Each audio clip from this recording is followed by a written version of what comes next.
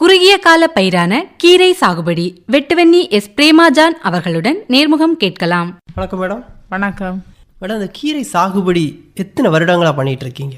12 வருஷமா கீரை, அதுக்கு கூட ஊடு பயிரா என்னதாவது கத்திரிக்காய், மிளகு, வெண்டைக்காய், கீரைகள் நம்ம வீட்டுக்கு தேவையானதும் இடையில யாராவது கேட்டா கொஞ்சம் கொடுக்கறதுக்கும் அப்படிதான் பண்ணிட்டு வரோம். கீரை சாகுபடி எவ்வளவு இடத்துல பண்ணிட்டு இருக்கீங்க? வீடை சுற்றி நிறைய கீரை வகைகள் வச்சிருக்கிறோம்.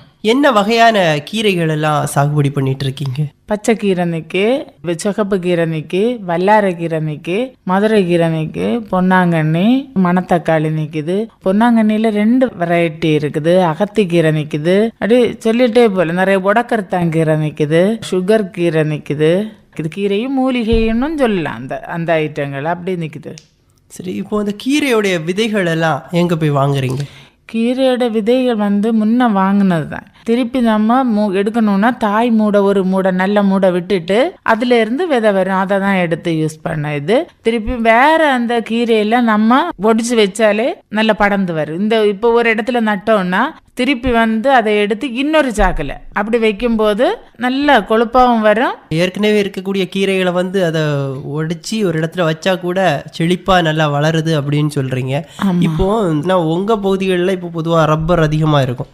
நீங்க இப்போ சாகுபடி பண்ணிட்டு இருக்கக்கூடிய நிலம் வெறுமனே இருக்கக்கூடிய நிலமா, இல்ல வேற ஏதாவது சாகுபடி பண்ணிட்டு இருக்க கூடையில ஊடு பயிரா கீரை சாகுபடி பண்ணிட்டு இருக்கீங்களா? இல்ல வீடை சுத்தி தான் செடி, நம்ம கார்டன் வைக்கிற மாதிரி வீட்டு தோட்டம் கார்டனை அப்படி வச்சு விட்டுருக்குறோம். சரி, சாகுபடி பண்றதுக்கு முன்னாடி மண்ணினுடைய தன்மையை சோதனை பண்ணி ஏதாவது மண் பரிசோதனை பண்ணி பார்த்தீங்களா?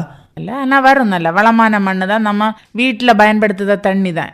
தண்ணின்னா பாத்திரம் கழுவுத தண்ணி இல்லை, நம்ம காய்கறி நறுக்குத தண்ணி நம்ம கிளச்சி திருப்பி அதில் உரம் இட்டு வளர்க்குறதுனால இயற்கை உரம் இடையதுனால நல்ல செழிப்பாக வரும். சரி, இப்போ நடவு முறைகளை பற்றி சொல்லுங்கள். இப்போ நடுறதுக்கு முன்னாடி அந்த நிலத்தை எப்படி என்ன மாதிரி தன்மைக்கு மாற்றினதுக்கு அப்புறமா அந்த கீரைகளை சாகுபடி பண்ணுறதுக்கு ஆரம்பிப்பீங்க? முதல்ல 2-3 நாள் நல்லா குழைச்சி தண்ணி தெளிச்சு போடும். தண்ணி தெளிச்சு போட்டாதான் அந்த மண் நல்லா கொவுந்து கிடைக்கும். அப்படியே திருப்பி என்ன செய்வோம்னு சொன்னா மணலும் அதுக்கு கூட கொஞ்சம் உரம், இலை தழைகளும் போட்டு கிளச்சி வச்சோம்னு சொன்னா அந்த மண்ணுல கொஞ்சம் உரமும் இருக்கும். அப்படி இருக்கும். திருப்பி விதை விதைக்கும் போது விதைக்க கூட நம்ம கொஞ்சம் விதை எடுத்தோம்னா கொஞ்சம் மணலும் சேர்ந்து 2 மிக்ஸ் பண்ணி நம்ம விதைச்சோம்னு சொன்னா இடம் விட்டு குறுக்கும். விதைய விதைச்சா சேர்ந்து இருக்கும். மணல் விட்டு விதைக்கும் போது நம்ம நீங்கி குறுக்கும். அதை திருப்பி நம்ம எடுத்து ஒரு பாத்தி மாதிரி வெட்டி அதில் 5 சென்டிமீட்டர் இதுலேருந்து இதில் இப்படி நம்ம விட்டோம்னா அந்த கீரை நமக்கு திருப்பி தண்ணி வீத்தி ஓலை வச்சு அப்படி மூடி வைக்கணும். வேடி வைக்கும்போது அந்த சூரிய ஒளி நிறைய தாக்காது. இந்த இலை வந்ததும் நம்ம அதை எடுத்துட்டு காலத்தையும் சாயங்காலமும் தண்ணி தெளிச்சு விட்டா அந்த கீரை ஒரு 20 நாளையிலாம் வளர்ந்து அறுத்துருக்குறோம். அறுத்து மூட பிடுங்க மாட்டோம். அப்படி அறுத்து எடுத்துட்டு திருப்பியும் அதுல இருந்து நிறைய நாள் நிற்கும்.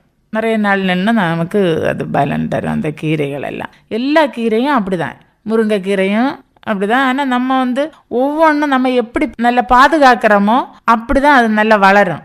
நமக்கு எல்லா கீரைகளை பார்க்கும் போது நமக்கு நல்ல சந்தோஷமா இருக்கும்.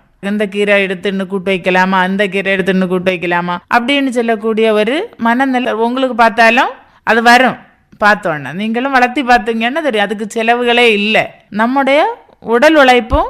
சரி, இப்போ பொதுவாக கீரைகளை பொறுத்த வரைக்கும் அது சாகுபடி பார்த்தோம் அப்படின்னா 30 நாள் 35 நாளில் அது மகசூல் கொடுத்து அறுவடை பண்ணிடலாம். இப்போ நீங்கள் பொன்னாங்கண்ணி கீரை, மணத்தக்காளி கீரை, அப்புறமா தண்டு கீரை, பசலைக்கீரை, அப்புறமா பருப்பு கீரை, இந்த மாதிரி நிறைய கீரைகள்லாம் சாகுபடி பண்ணிட்டு இருக்கீங்களே. எல்லா கீரைகளுமே ஒரு குறிப்பிட்ட காலத்தில் இந்த 30 நாள் அப்படிங்கிறது எல்லாத்துக்கும் ஒரே இதுதானா, இல்லை மாறுபடுமா? ரெகுலராக இருந்துகிட்டே இருக்கும். இப்போ கொடி பசலைன்னு ஒன்று இருக்குது, சிகப்பு கலரில் இருக்கும். அது நம்ம நட்டு விட்டாச்சுன்னா தண்ணி கூட ஒரு நாள் விட்டு ஒரு நாள் வீத்துனா போதும் அந்த வேலிகளை நம்ம நட்டு விட்டோன்னா அப்படியே படர்ந்துட்டு இருக்கும். அதனால அது கழிவே இல்லை. அதே மாதிரி இந்த பருப்பு கீரை, குழம்பு கீரை இதெல்லாம் நம்ம ஒடிச்சு எடுத்தோம்னா அதெல்லாம் திரும்பி மாறி நல்ல மூடு முத்துனாதான் நாசமாகும் ஒழி அதுக்கெல்லாம் அளவே இல்லை. பொன்னாங்கண்ணி கீரைக்கும் அந்த 30 நாளையில் அறுவடை செய்யணும் அந்த இதுவும் இல்லை. நம்ம பச்சை கீரை, தண்டு கீரை, சிகப்பு கீரை இதெல்லாம் இந்த குறிப்பிட்ட நாளுக்குள்ள நம்ம அறுத்து எடுக்காட்டு தண்டுல நார் அது நாசம் ஆகி போகும். அதனால அந்த குறிப்பிட்ட நாளுக்குள்ள நம்ம அறுவடை செய்து எடுக்கணும். அறுவடை செய்யறதுக்கு முன்னாடி வளர்ந்து வர்றதுக்காக என்னென்ன உரங்கள்லாம் போடுறீங்க? மண்புழு உரம் போடுவோம். திருப்பி சாணம் எடுத்து உணர்த்தி அதை நல்லா பொடிச்சு அதை போடுவோம். சரி மேடம், இப்போ நீங்கள் சொன்னீங்க நடவு பண்ணுறதுக்கு முன்னாடி இப்போ தண்ணியை தெளித்து அதில் வந்து சும்மா கிளையல் மாதிரி கிளச்சி நட்டுருவேன் அப்படின்னு சொன்னீங்க. ஆனால் சில பேர் என்ன செய்கிறாங்க அப்படின்னா இந்த கோழி கழிவுகள் இந்த மாதிரிப்பட்ட கழிவுகள்லாம் போட்டு அதுக்கப்புறமா மண்ணை நல்லா குறிப்பிட்ட நாள் பண்படுத்துனதுக்கு பிறகு கீரை விதைகளை வந்து விதைக்கிறாங்களே, அப்படி விதைக்கலாமா? இப்படியும் விதைக்கலாம்.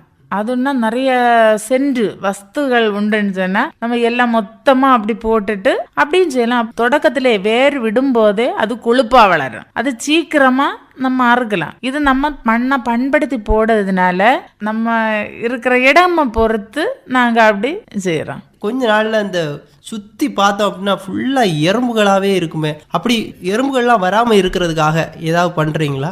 ஆமா, அதுக்கு புகையில, வெள்ளை பூண்டு, சோப்பு கரைசல் 3ஐயும் சேர்த்து நம்ம அதுல சைட்லோடு தெளிச்சு விட்டோம்னு சொன்னா அந்த புகையில மனம் கேட்டு அந்த எறும்பு வராது. அந்த மாதிரி எறும்புகள் வராம நம்ம பாதுகாத்துடலாம். பிறகு இந்த கோழிகள்னால பாதிப்பு இருக்குமே? ஆமா, நம்ம கோழிய வந்து அந்த வேலிக்குள்ளதான் வளர்க்குறோம்.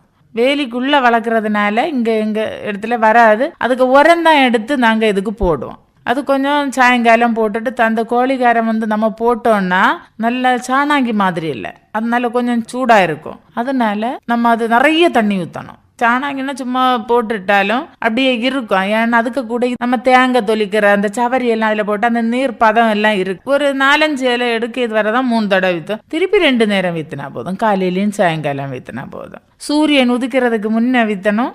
அடுத்து சூரியன் மறைத வேலைக்கு வித்துனா எல்லா தண்ணி அதுக்கு வேருக்கு எடுக்கிறதுக்கு நல்ல பிரயோஜனமாயிருக்கு. அதாவது வளர்ச்சியை பொறுத்து நம்ம தண்ணி மாத்தி வளர்ந்து வரும்போது இந்த இலைகள்ல எல்லாம் அங்கங்க ஓட்ட விழுறது மாதிரி அந்த மாதிரிப்பட்ட நோய்கள் உங்க கீரைகளை தாக்குதா?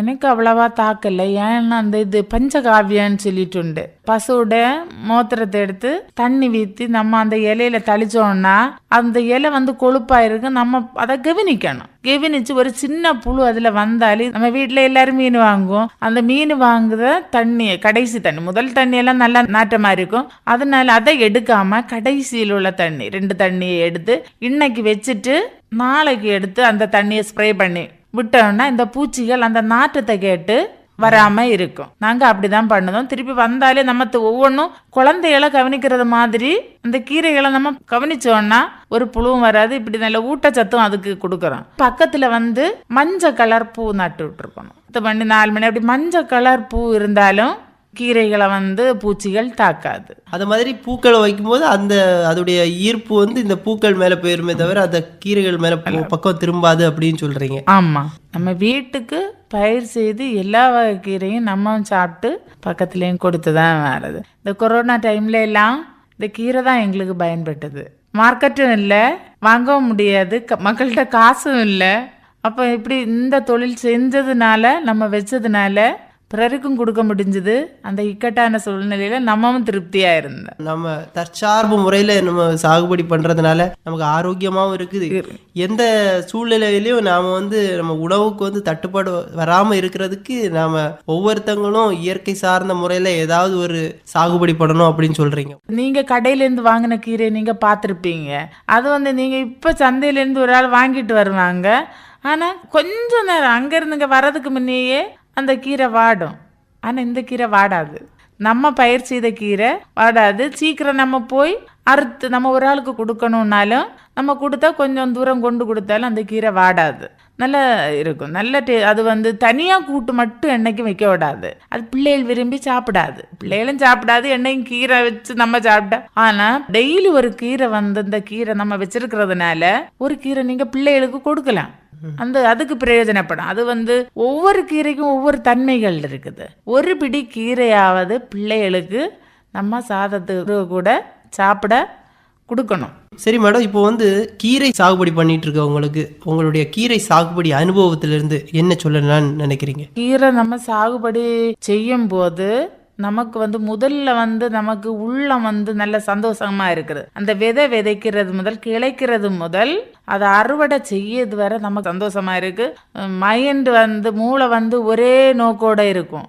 நம்ம எந்த பிரச்சனை இருந்தாலும் ஒரு நோய் இருந்தாலும் அது நமக்கு மறந்து இந்த கீரைக்கு தண்ணி ஊற்றணும் வளர்ந்துதா அப்படி சொல்லக்கூடிய ஒரு நல்ல ஒரு மனநிலை நமக்கு உருவாது, சந்தோஷம் கிடைக்குது. திருப்பி அந்த கீரைகளை நம்ம அறுவடை செய்யும் போது நமக்கு அதுல இருந்து அதை விட 10 மடங்கு சந்தோஷம். நம்ம வீட்டு கீரை நம்ம சமைக்கிறோம், பிறருக்கு கொடுக்கறோம்னு வருது. அதனால நம்ம இந்த கீரை சாகுபடியை நம்ம நிசாரமா நம்ம ஏனோ தானோன்னு நினைக்க கூடாது. பிள்ளைகள் வீட்டில் உள்ள ஒரு ஆளா இந்த எத்தனை வகை கீரை நின்னாலும் செடிகளை மாதிரி தான் இருக்கும். அது நம்ம தொட்டியில வச்சாலும் சரி. அதே மாதிரி நம்ம அந்த விவசாயம் செய்யறவங்களுக்கும் நம்ம சொல்றது என்னன்னா, இப்படி நம்ம தேவையானது இயற்கை முறையில வச்சு நம்ம கடைக்கு கொடுத்தாலும் அது நல்ல ரூபாய் தருவாங்க. அதனால நம்ம கீரை சாகுபடி அநேக பேர் செய்யணும். நிறைய கீரை சாப்பிடும் போது அந்த மணத்தக்காளி கீரை திலந்துல இருந்து சாப்பிட்டாலே அல்சர் குணமாகும். அது பிள்ளைகளுக்கு நம்ம சொல்லி கொடுக்கணும். நம்ம கீரை நட்டா மட்டும் போதாது, இது சாப்பிட்டா இது இந்த நோய் குணாகும். நம்ம சொல்லி கொடுத்து நம்ம கொடுத்தோம்னா அது பிரயோஜனம் உள்ளதாக இருக்கு. ஒவ்வொரு கீரைக்கும் ஒவ்வொரு மருத்துவ குணம் இருக்கு. நீங்க முருங்கைக்கீரை எடுத்தீங்கன்னா அதுல இரும்பு சத்து நிறைய இருக்கு. நம்ம டாக்டர்கிட்ட போய் டானிக் வாங்கி கொடுக்கறத விடையும் நம்ம ஒரு கிளாஸ் தண்ணி 2 கொத்து இலக்கறி போட்டு அப்படி காய்ச்சி கொடுத்தாலே நமக்கு அதுக்கு அனுபவம் நான் பட்டிருக்கிறேன். அதனால நம்ம சொல்லலாம். அதனால நிறைய பிரயோஜனம் இந்த கீரை வளர்ப்புல உண்டு. சாகுபடி செஞ்ச குடும்பத்தில் இருக்கக்கூடிய இல்லத்தரசிகள் அவங்களுக்கு என்ன சொல்ல நினைக்கிறீங்க? என்ன மாதிரி இல்லத்தரசிகள் எல்லாம் என்ன செய்யணும்னா, கீரை சாகுபடி, காய்கறி சாகுபடி, இதுக்கு கூட ஊடு பயிர மிளகு, கத்தரி, வெண்டை, சீனி அவரைக்காய் இதெல்லாம் நம்ம நட்டோம்னா நம்ம கையில எப்போதுமே காசு இருக்காது. நம்ம இப்ப எல்லாரும் தெரிஞ்சதுதான், ஓடி நீ சுடு தண்ணியில போட்டுட்டு கூட்டுவே அப்படின்னு சொல்லுவாங்க. ஆனா நம்ம அம்மா மாதிரி வீட்டுல இருக்கிற அம்மா மாதிரி செய்ய வேண்டியது இப்படி ஒரு சின்ன பையிலே உங்களுக்கு ஒவ்வொரு கீரையும் நடலாம். நட்டு அது வளர்ந்து வரும்போது நம்ம உங்க பிள்ளைகளுக்கு அது கொடுக்கறதுக்கும் உங்களுக்கும் பார்க்கறதுக்கு நல்ல சந்தோஷமா இருக்கு. நீங்க செய்யுங்க. இதுவரைக்கும் அதாவது கீரை சாகுபடி அனுபவங்களை பத்தி நம்முடைய குமரி பண்பலை நேயர்களுக்காக இவ்வளவு நேரமும் பகிர்ந்துக்கிட்டீங்க. உங்களுக்கு நன்றி. நன்றி சார். இதுவரை குறுகிய கால பயிரான கீரை சாகுபடி வெட்டுவன்னி எஸ் பிரேமாஜான் அவர்களுடன் நேர்முகம் கேட்டீர்கள். உடன் உரையாடியவர் எஸ் சிவகுமார்.